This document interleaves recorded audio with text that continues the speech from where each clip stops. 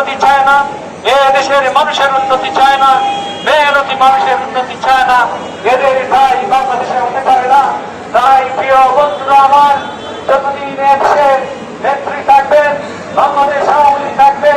জামাত শিবির এবং ভায়োলেন্স যারা করে তাদেরকে আমরা মৌলিকতার মাটি সহ সারা বাংলাদেশে তাদেরকে আমরা ঠাঁই দিব না। সেই আশা প্রত্যাশা রেখে কেন্দ্রীয় আওয়ামী লীগের নির্দেশনা অনুযায়ী প্রতিদিন যত নির্দেশনা আসবে আমি আপনাদেরকে সেই নির্দেশনা জানাবো। আমরা জেলা আওয়ামী লীগ সহ আমরা যারা আছি সকলে মিলে আমরা সেই নির্দেশনা মোতাবেক দেশকে দেশের দিকে যাতে আমরা রূপান্তরিত করতে পারি, সেই লক্ষ্যে এই সুখের মাসে যত কর্মসূচি আসবে সকল কর্মসূচিতে